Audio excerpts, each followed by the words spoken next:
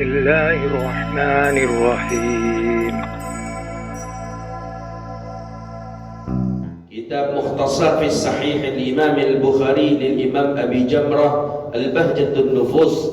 Hadis terakhir kemarin adalah hadis khalaqal insana fi batni ummihi wa nufikha fi ruh. Hadis tentang ciptaan atau kejadian manusia di dalam perut ibunya, kemudian ditiupkan ruh kepadanya. Kemarin belum selesai pembahasan hadis ini, baru sampai kepada ada 4 yang dituliskan oleh malaikat ketika di alam rahim ibu kita. Dalam sebuah ayat Allah katakan, alastu bi rabbikum qalu bala syahidna. Dalam satu riwayat, ketika kita ditiupkan ruh oleh malaikat kepada kita, kemudian langsung dia lagi pertanyaan kita, alastu bi rabbikum qalu bala syahidna. Engkau bersaksi bahwa Allah sebagai Tuhan engkau? Nah, ada yang mengatakan qalu bala syahidna, ya, aku menyaksikan bahwa Allah sebagai Tuhanku. Nah, ketika kita mengucapkan itu di alam rahim, maka kita sudah menanggung sebuah beban yang begitu berat. Maka ketika lahir itu yang dalam keadaan selamat. Itu kata guru-guru kita.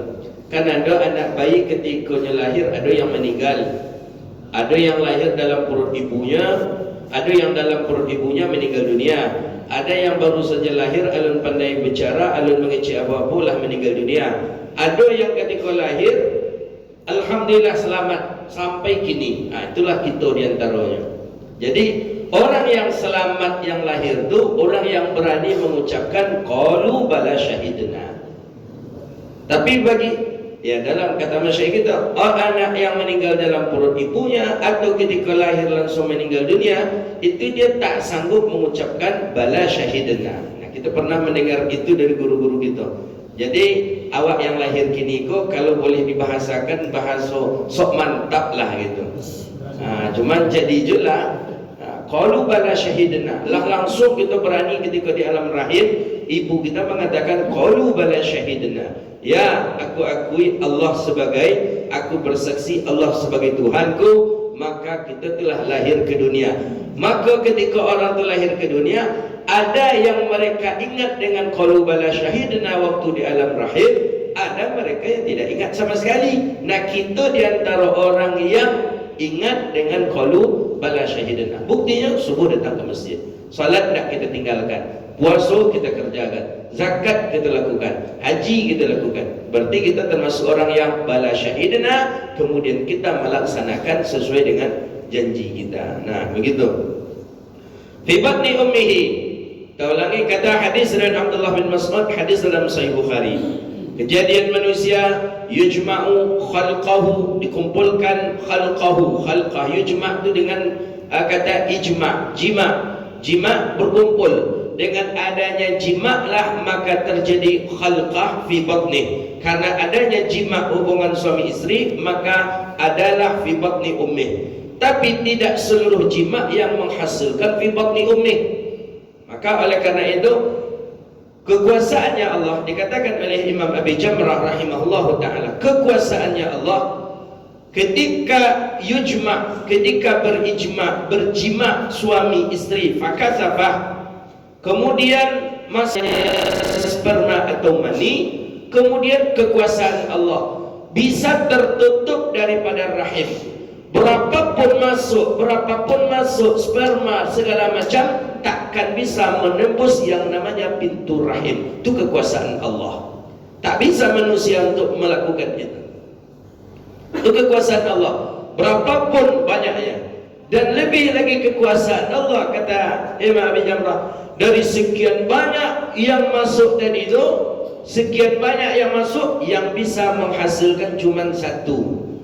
Lebih kekuasaan Allah lagi, yang satu tu bisa menjadi 6, yang satu tu bisa menjadi 2, yang satu tu bisa menjadi 3. Nah, itu kambah 6, kambah 2, kambah 3 tu.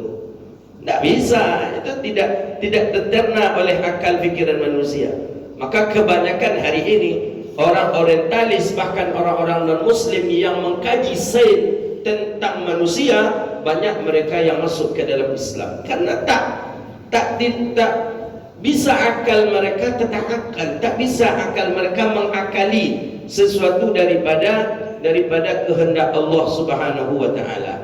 Maka alhamdulillah kita Allah takdirkan, Allah lahirkan, Allah takdirkan dengan manusia yang baik, dan alhamdulillah lagi Allah beri kenikmatan itu dengan kita sehingga kita bisa dapat mengembalikan sebuah nikmat itu kepada Allah dengan bersyukur kepada Allah Subhanahu wa taala. Nah, ada yang tanpa jima bahkan bisa. Nah, siapa di antaranya? Itulah Sayyidatina Maryam dengan tanpa jima. Kemudian Allah takdirkan, Allah izinkan. Nah, itu min khasais, itu daripada suatu karunia Allah, dan itu suatu daripada khususiat Allah yang Allah berikan kepada bundanya Sayyidina Isa bin Maryam. Nah, kenapa di dalam hadis disebut batni ummihi arba'ina? Kenapa 40? Dalam pandangan Islam tidak ada satu pun nominal atau angka yang begitu mujarab atau keberuntungan dalam Islam. Nah, Islam tidak menentukan bilangan yang beruntung. Seluruhnya dalam Islam beruntung. Seluruhnya dalam Islam bilangan 1-kah, 2-kah, 3-kah, dalam Islam beruntung. Itu Islam. Beda di Cina. Cina kalau kita naik hotel 1, 2, 3 langsung melompet ke 5 biasanya. 4 tu dianggap betul 4 atau berapa? Dia tanya ke bos-bos yang pernah aja bos ke Cina kau dah tentu 4 kan? 4. C. Iya 4 kan? C tu mati. Nah, tu lah pernah bos ke Cina tu maka dapat lah. Kita tengok tu 1, 2, 3 tiba ada 4 dah ada pak, langsung lompat ke 5 karena dianggap itu sial, tidak membawa keberuntungan. Islam tak pak. Islam mulai dari angka 1 sampai nomor berapapun dalam Islam beruntung. Cuma, nah, kenapa banyak riwayat hadis menjelaskan tentang jumlah bilangan 40? Salat 40. Kata Nabi pas salat arba'in itu, siapa yang salat berjamaah selama 40 hari yang tidak tinggal takbiratul ihramnya bersama imam, kata Nabi apa? Fabara'a, maka dia selamat daripada siksa kubur dan nifak. Nifak itu terbebas daripada penyakitnya munafik. Dalam hadis Nabi katakan terbebas dari azab kubur. Makanya orang salat arba'in itu, tapi memang tidak luput takbiratul ihram bersama imam. Maksudnya ketika imam Allahu Akbar, dia langsung pula Allahu Akbar. Itu maksudnya. Tapi kalau imam Allahu Akbar, dia masih diparkir, itu tidak dapat, tertinggal sekali batal. Itu namanya salat arba'in. Hadis tentang salat arba'in jelas hadisnya, kuat hadisnya arba'in. Cuma ada ulama mengatakan arba'in itu 40 waktu. Ada ulama mengatakan arba'in itu 40 hari. Nah, kebanyakan daripada pendapat yang lebih kuat menjelaskan arba'in itu adalah 40 hari. Yaum arba'ina ayyama, 40 hari, bukan 40 waktu. Maka oleh karena itu kalau bisa kita memulazamahkan, kalau bisa kita membiasakan untuk ini, ya, ini lebih bagus. Datang kita ke Pariaman, ke Ulaan Tapakis. Tengok di situ tu, apalagi ke orang masuk Ramadan. Mulai tanggal 20 Sya'ban, jamaah di sana mulai melakukan salat arba'in. Jadi didaftar. Sebenarnya kita di sini bisa juga sebenarnya. Bagi bapak yang ibu-ibu yang tak banyak kerja oleh mengasuh cucu, tak boleh dah pensiun, tak ada dah. Imam kita ada imam tetap. Buat perjanjian berapa orang kita yang salat arba'in. Umpama ada sekitar 20 orang. Tapi memang imam menunggu orang itu sampai datang ke masjid. Bagus sebenarnya. Subuh, tengok lah hadir yang 20 ya baru salat. Zuhur nanti macam tu juga. Asar nanti macam tu juga. Start dari tanggal 20 Sya'ban.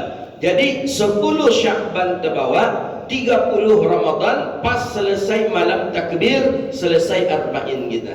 Nah, itu masih hari ini diamalkan oleh kawan-kawan yang tarekat Syatari di daerah Pariaman. Ini ada dalilnya. Nah, itu salah satu keistimewaan jumlah bilangan 40. Jumlah bilangan keistimewaan 40 lagi di sini Nabi katakan bahwa dikumpulkan arba'ina, 4 selama 40 dalam arti kata 40 hari. 40 hari setetes mani, 40 hari jadi darah, 40 hari segumpal daging. Setelah itu langsung wanufikha fihi ruh, langsung ditiupkan ruh. Nah, jumlah 40 tadi lagi. Mana lagi yang jumlah 40 yang istimewa? Usia Rasulullah diangkat menjadi Nabi 40. Arba'ina sana, 40 tahun. Nabi diangkat menjadi Rasul usia 40 tahun. Nabi berdagang ke Syam di usia 22 tahun.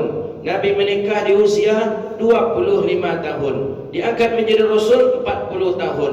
Nabi meninggal dunia 63 tahun. Jadi jumlah bilangan 40 termasuk jumlah bilangan yang Masya Allah Tabarakallah. Sahabat pun ketika keluar daripada rumahnya untuk jihad fisabilillah, itu pertama kali dengan jumlah bilangan 40 hari. Nah, oleh karena itu 40 ini jumlah bilangan yang memang ada sesuatu khasais secara kebetulan dalam pandangan Islam. Cuma bukan berarti 40 itu memiliki nomor yang keberuntungan dalam Islam, tidak. Jadi Islam itu seluruh keberuntungan, seluruh hari, seluruh waktu, seluruh tanggal dalam Islam itu keberuntungan. Ya, sama dengan tanggal pun begitu, hari pun begitu. Senin-kah, Selasa-kah, Rabu-kah, beruntung dalam Islam. Cuma memang ada waktu-waktu yang kita tidak dianjurkan musafir, seperti hari Selasa, kemudian hari Jumat, itu tak dianjurkan musafir dengan beberapa sebab. Bukan karena hari itu tak beruntung, bukan hari itu yang jelek, bukan hari itu tak mulia, bukan. Ada beberapa pandangan ulama, diantaranya mungkin kalau kita musafir hari Jumat khawatir meninggalkan Jumat. Kalau kita musafir di hari Jumat nanti khawatir tertinggal Jumat, sedangkan Jumat termasuk ibadah yang wajib. Atau kalaupun kita tak tertinggal Jumat, tapi jumlah bilangan Jumat yang tempat kita Jumat biasa itu berkurang disebabkan karena kita pergi musafir. Nah, begitu. Kalau hari Selasa, ya kata orang tua gitu dulu, tuh hari berdarah katanya. Nah, hari berdarah, terbunuhnya Habil dan Qabil di hari Selasa. Maka ancak dan wak kaladang di hari Selasa, dan kita apa itu agak hari panih kecilnya begitu. Tapi dalam pandangan Islam tidak ada. Pandangan Islam semuanya sama, tidak ada hari yang beruntung, tak pula ada hari sial. Keseluruhannya tak ada hari sial, keseluruhannya hari beruntung dalam Islam. Nah, terakhir kemarin ada 4 kalimat. Yuqalu lahu uktub amalahu wa rizquhu wa ajaluhu wa syaqiyyun aw sa'id. 4 yang dituliskan di alam rahim kita kemarin. Pertama, umur. Pertama, rizki. Kedua, ajal, usia. Rizkilah disyarah batang, usia macam itu juga. Kemudian syaqiyun aw sa'id, surga atau neraka. Jadi kita golah ada dalam tulisan min ahlin min babil jannah atau min babin nar.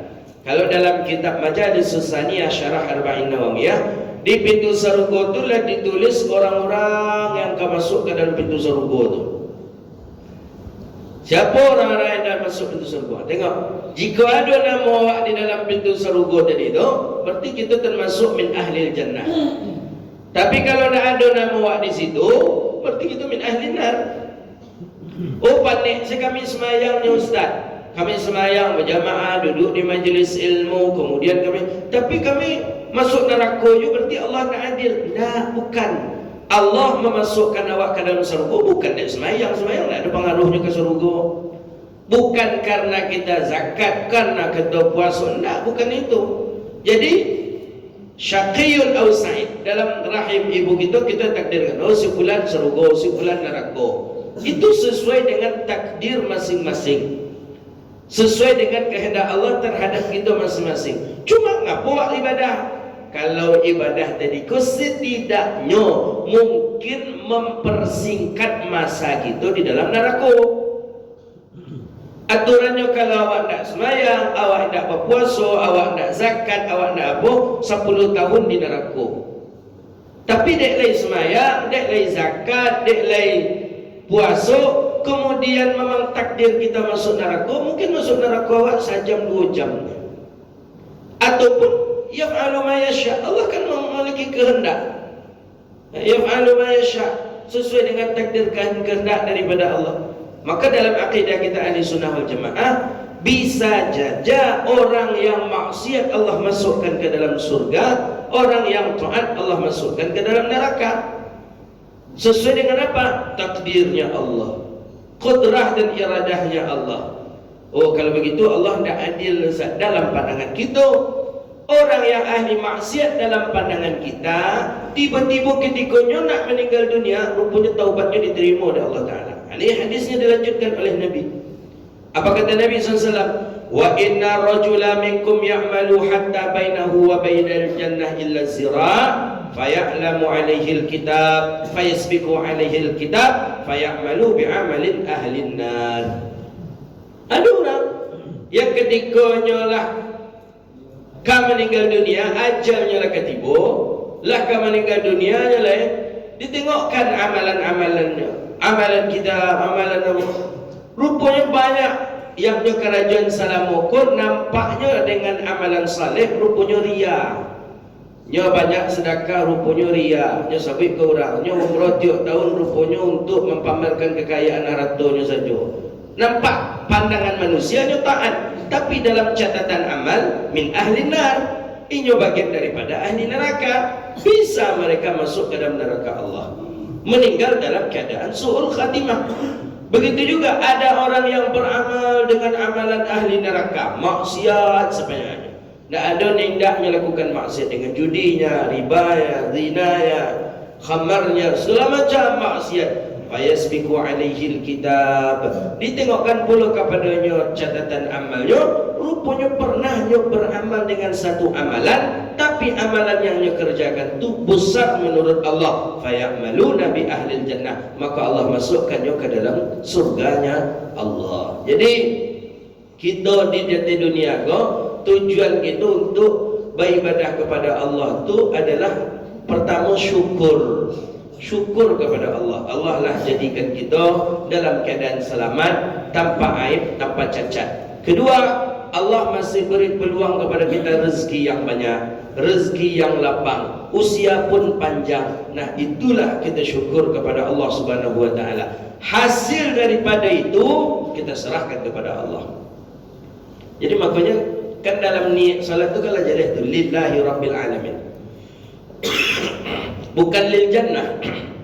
Kita kan bukan untuk surga. Usalli fardhu subhi rak'ataini mustaqbilal qiblati ma'mumat lillahi ta'ala. Sadoi dalam niat wudu macam ni. Nawaitul wudu'a li raf'il hadathil asghari li istibatu salati fardhan lillahi ta'ala. Lillahi ta'ala. Nawaitu sawma ghadin an ada'i fardhi syahri ramadhana azizan lillahi ta'ala. Nah ada lil jannah, nah ada di dunia, nah ada. Nah, cuma kita seorang mukmin berusaha selalu untuk bagaimana kita menjadi orang yang baik, agar kita menjadi golongan orang-orang minal muti'in, orang-orang yang taat di sisi Allah Subhanahu wa taala. Nah, jadi kita jangan salah faham gitu. Jangan salah faham kalau begitu, biasa-biasa sajalah hidup di dunia kau, apa harus taat benar kalau besok masuk. Awak kan tak tahu lupa. Entah awak masuk neraka gini, entah masuk surga, nak tahu nak punya orang dalam masalahnya. Kalau gini ya ordal di dunia bisa ordal Pak. Para luar ordal tu, cucalik nama dan keluar nak nama dan bisa Pak. Bisa. Awak tes di mana umpamanya? Tes di kepolisian apa? Dua apa dah cuba ada nak nama namanya? Awak tes ke mana tu? Bisa. Kini kau di surga neraka. Kau ada ordal tak ada. Lai kenal je Ridwan, cuma dia nak malaikat nama ustaz pula je Ustaz Ridwan namanya. Malik lai pula je tetangga awaknya tak nama malaikat dia. Kalau lai kenal awak je malaikat Ridwan, kenal malaikat Malik bisa. Dia kau bawa pisang, kau bawa apa lagi ke rumahnya, bawa malah. Ingin tahu pula awak namanya. Nama gitu kan ada tak? Tu. Itu nan saking apanya ya, kalau bahasa kasarnya bongak tu orang ada pak. Di daerah kita kau ada tu. Keceknya Buya tu bisa mencari nama awak ada di Serogo indahnya kecek. Membayi 1.500.000. Serius kau asli cerita itu. Banyak pengikut Buya tu. Tidak ada DPT. Ada DPT-nya, DPT di Serogo. Kalau tak salah lah ditangkap kalau tak salah ustaz tu kan. Adalah ya. Ada yang lapor. Jadi jamaah tu ada juga yang akan kena tangkap di Jakarta. Jadi setiap jamaah tu kalau ingin tahu ada nama Serogo naknya, apa ke situ. Aku mantan dari situ, lebih piti maju pergi calianinnya, mintunya, bininya, anaknya. Apa calian ke Buya tu? Buya, kalau kami kuliah ada nama kami di Serogo Buya. Siapa nama? Daftar lu, ikut pendaftaran, buat pendaftaran. Mabay situ tu 1 juta atau 1.500.000 lah gitu. Jadi siapa-siapa namanya, inyo, laki bini, anak berdua, mintu berdua. Tengoklah ada Buya tadi. Yalah, besok payon. Nyo pay mencari ani koko di jam 3 malam ko nya rubat jojo apa ko zikir 3.000 le zikirnya ko kecek Buya tadi tu. Jadi sudah berzikir jalan dia Buya tadi. Jalan dia Buya. Jadi ya kecek Buya tadi. Ko cerita yang mantan tu. Jadi kecek Buya tadi tu koko lah alhamdulillah ada Serogo ko kesadonyo ko keceknya lah kecek Buya tadi. Kecek Buya tadi ko ada di Serogo ko. Cuman di Serogo yang manyo ada bisa awak tembus le dah kecek. Jadi apa cara bisa nembusnya Buya? Ya ulang pendaftaran balik cik Buya tadi. Tapi banyak je namanya pengikut. Namanya jemaah tadi yo namanya jemaah. Kadang jemaah kan entahlah memang. Di kicu-kicu di Nantarang aja ustaz Tio tu kecek. Ada tu nama roh tu. Nama roh. Saya ingin tahu nama rohnya siapa bayi sekian. Ada tu jemaah siku ada ya tu. Nama roh nama bayi sekian. Apa kau daftar keluar nama roh, keluar nama roh. Mana ada pak? Tak ada tu pak. Jadi itulah. Jadi surga tu kan banyaklah tingkatan. 7 Jannatul Ma'wa, Jannatul Adnin, Jannatul Firdaus. Banyak ada 7. Nah, yang paling tinggi tu kan Jannatul Firdaus. Anak awak kalau tahu le dah, lu bisa ditembus dah. Jadi baca ingin tahu apa aja, ya kan? Apa lu lah daftar balik, celah daftar ulang balik apa tahu tu kecil. Jadi kalau lah itu biasanya orang dipengaruhi oleh jin, oleh syaitan itu tu biasanya. Nauzubillah. Itulah tu yang berbahaya kalau asal-asal mengaji aja. Jemaah awak suka nama-nama itu tu pak. Kalau orang kita tu kan suka capek nak ke Serogo langsung. Jalan pintas nak ke Serogo aja langsung. Kalau bisa mati langsung Serogo kalau bisa. Nak pintas. Kalau bisa sebelum matilah daun tu sampai di Serogo. Kan itu keinginan kita. Dalam Islam dah. Dalam Islam dah macam itu. Faya'malul amal. Ya orang beramal fajazabuhu makanya akan mendapatkan balasannya. Siapa nan menanam dia menuaikan itu kata orang tua gitu. Man sabata nabata kata orang Arab siapa nan menanam itu nan akan mengambil hasilnya. Nah kita nanam dengan amalan saleh, dengan tahajudnya, dengan puasanya, dengan duhanya, dengan duduk di majelis ilmunya, dengan salat berjemaah. Ini bagian dari tanaman-tanaman kita di dunia. Mudah-mudahan tanaman ko lendaknya makan pulo dek hama. Lendaknya makan pulo dek baru lendaknya makan pulo dek kondiok dah tanaman tadi. Tapi kok lah awak tanam elok-elok, awak rawat, awak pupuk, ni rupanya makan dek hama. Itulah nyawa hamalang waktu tertipu. Apa hama itu? Pujian. Apa hama itu? Riba. Apa hama itu? Menghina orang. Apa hama itu? Memfitnah. Artinya hama itu. Mudah-mudahan makanya melakukan suatu amal bagus, melakukan suatu amal mudah, tapi menjaga kualitas amal itu yang paling susah. Itu yang paling susah. Makanya menghafal Quran mudah, tapi menjaga hafalan Quran itu yang susah. Mudah. Kita di Mesir ada daurah tahfidz Quran selama Ramadan. Selama 3 bulan tu khatam, hafal. Bisa. Tapi hafal, murajaah, mau ulang ya, tidak ada. Berapa banyak kawan-kawan kita yang pernah setoran hafal 30 juz, 2 juz pun tak tinggal di kepalanya. Nah, melakukan amalan kebaikan mudah, mempertahankan amal kebaikan itu yang susahnya. Maka istiqamah itu yang paling penting. Al-istiqamatu afdalu min alf karamah. Istiqamah itu lebih elok daripada 1000 karamah. Nah, jadi nama-nama penduduk surga sudah ditulis. Nama-nama yang ada penduduk neraka ditulis. Kita tidak tahu kita bagian mananya. Maka oleh kerana itu, apa yang kita lakukan? Wa ma khalaqtul jinna wal insa illa liya'budun. Nah, itu saja. Ya'budun. Allah ciptakan awak kat dunia. Oh ya'budun. Tak awak hitung nak serugo ke nak neraka ke tak. Nak kita hitung lah. Nak masuk serugo ke kita nak masuk neraka tak. Ya'budun yang paling penting. Ketika kita selalu menjadi seorang hamba ya'budun, hamba yang beribadah kepada Allah, tentu Allah pun akan memandang kita dengan rahmahnya Allah. Wa bi rahmatihi falyafrahu ayyuhal mu'minun. Ya, dengan rahmatnya Allah, dengan karunia-Nya Allah, dengan kasih sayangnya Allah, maka kita menjadi orang yang mukmin. Jadi 4 itulah yang ditulis. Dengan ajalnya, dengan amalnya, dengan rizkinya, dengan ajalnya, kemudian surga dan neraka. Nah, ada yang dalam satu riwayat yang lain jodohnya. Nah, ada yang dalam satu riwayat yang lain itu adalah dituliskan untuknya jodohnya, ajalnya, usianya. Si fulan usianya sekian, sekian, sekian. Nah, bisakah ini dirubah yang 4 ini? Nah, hadis untuk merubah yang 4 ini tidak ada. Yang 4 itu bisa dirubah dengan ini tidak ada hadis menjelaskan tentang itu. Cuma dalam riwayat-riwayat hadis yang lain, Nabi sudah pernah mengatakan, kata Nabi apa? Ad-du'a'u was-sadaqatu tadfa'u lil bala. Doa dan sedekah itu menolak bala. Dalam satu riwayat yang lain, sedekah itu bisa merubah akan takdir. Nah, tapi Nabi tidak mengatakan merubah yang 4 ini. Sedekah bisa merubah takdir. Takdir, jika si fulan ditakdirkan dia kecelakaan di depan, tapi karena si fulan ni bersedekah, maka berubah takdir, dia tak jadi kecelakaan. Bisakah? Nabi sendiri mengatakan sedekah bisa merubah takdir. Buktinya dalam kitab Tanbihul Ghafilin, masih ingat kita kisah di zaman Nabi Isa alaihi salam. Nabi Isa didatangi oleh seorang tamu. Nabi Isa didatangi oleh seorang tamu. Ketika tamu itu datang, rupanya langsung datang malaikat maut. Nampak oleh Nabi Isa malaikat maut mengikuti tamu yang datang tadi.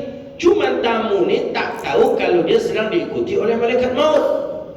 Setelah selesai Nabi Isa bermujamalah dengan tamu ni berangkat balik pulang. Malaikat maut ditanya oleh Nabi Isa. Dan Tanbihul Ghafilin riwayat hadis, kata Nabi Isa, "Kayfa ya malaikat?" Bagaimana malaikat? Kan Nabi bisa melihat malaikat. Kenapa malaikat maut? Kenapa engkau mengikuti si fulan itu? Kata malaikat maut, ya Nabi Allah Isa, si fulan tadi itu baqi sa'atain. Di sisa umurnya, usianya itu cuma 2 jam lainnya. Kecil malaikat maut ke Nabi Isa. Tak kecil Nabi Isa. Jadi kita Pak, maka kecil orang tua tu gitu, sampai puluh hari wak meninggal dunia, itulah diikut-ikut wak taruh hidup malaikat maut itu. Kadang itulah kadang meninggal perangai wak kadang bagai, kadang kawan wak tadi bagai, sampai puluh hari itu. Kau 2 jam, terkejut Nabi. 2 jam ya Allah, ya. Berangkat tamu Nabi Isa, kemudian dengan malaikat maut, diikutnya malaikat maut, taruh diikutnya malaikat maut. Sampai di jalan, ada seorang ibu-ibu yang sedang menggendong anaknya dalam keadaan menangis. Ditanya oleh tamu Nabi Isa tadi, "Lima, kenapa dia menangis? Kenapa?" Kata perempuan tadi, "Kami sudah 3 hari tak makan. Tak ada yang akan kami makan. Kami tak punya uang. Kami fakir, kami miskin. Kami tak ada bekal apa segala macam." Tamu ni di kiri kanannya sedang banyak uang, sedang banyak pitik. tanpa pikir panjang, nyo ambil kiri kanan sakunya tadi tu uang habis, diserahkanlah keseluruhannya kepada si fakir miskin tadi. Ini uang aku, ambillah, manfaatkanlah untuk kehidupan kalian. Kata fakir ni, ini terlampau banyak Tuhan. Kata tamu Nabi Isa ni, nak apa untuk kalian, sehingga tidak ada lagi tersisa sedikit pun uang di saku tamu Nabiullah Isa tadi. Walhasil kan malaikat maut mengikuti tariqah. Dek gara-gara yang sakit tutup, Allah memerintahkan kepada malaikat maut, zid, tambah usianya 20 tahun lagi. Itu dalam kitab Tanbihul Ghafilin itu disebutkan. Tambah usianya 20 tahun lagi, tambah 20 tahun lagi. Nah, kan Allah yaf'alu ma yasha'. Maka itu kata hadis tadi itu, bahwa sedekah merubah takdir, sedekah menolak daripada bala, sedekah tadba'u lil bala. Jadi beberapa bulan setelah itu datangnya bertamu balik. Tamu tadi ke Nabi Isa. Nabi Isa terkejut. Kaget Nabi Isa. Tentu bertanya tamu tadi, "Nah, kecil Nabi Isa, kau nak salah aku lah mati ke kecil Nabi Isa?" "Di mana Nabi Allah?" "Apa tu kecil tamu tadi?" "Ketika aku pergi bulan lalu ke Siko tu, aku sedang diikut malaikat maut." "Apa diikut malaikat maut?" "Iya."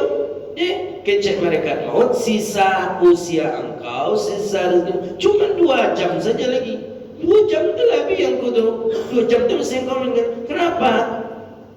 Orang tu pun tak tahu apa sebabnya. Kenapa? Apa masalahnya? Rupanya asbabnya tadi ditanya oleh Nabi Isa ke malaikat maut, asbab karena dia ketika balik daripada rumah Nabiullah Isa, dia bersedekah dengan keseluruhan hartanya untuk anak yang menangis dan ibu yang kelaparan. Nah, itu cocok dengan hadis ini. Jadi memang dalam satu sisi Nabi tidak mengatakan 4 ini bisa dirubah, tapi dalam sisi yang lain Nabi ada mengatakan sedekah itu merubah takdir, sedekah itu bisa menolak bala, kemudian doa begitu juga. Maka oleh karena itu kalau begitu ya sesuai dengan takdir daripada Allah Subhanahu wa taala. Yaf'alu ma yasha. Allah berkehendak dengan sesuai kehendaknya Allah. Yaf'alu ma yasha innahu qadir. Allah maha kuasa. Nah begitu.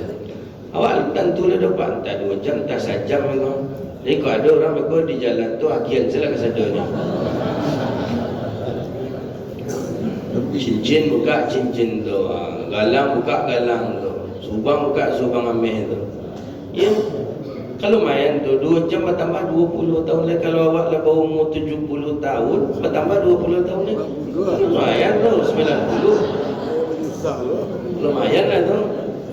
Ya, capek lah tu mencuba durian apa nama gini dan lama tu. Anda ada nama gini. Anda payah menyabitnya. Ada pus terapun namanya. Durian itu kan lumayan 90 tahun. 90 tahun tu kalau leceh ke sehat dah apa. Tapi kalau 90 tahun baru kebatuk lah keluar lu ke jambanan dia mati saya dah. Iya untuk lalu aja guna pula 90 tahun. Iya, tapi kalau ni 90 tahun nah leceh ke je lah. Letak rasa jo lamaknya rendang lah. Letak rasa jo jari yang terat tahu.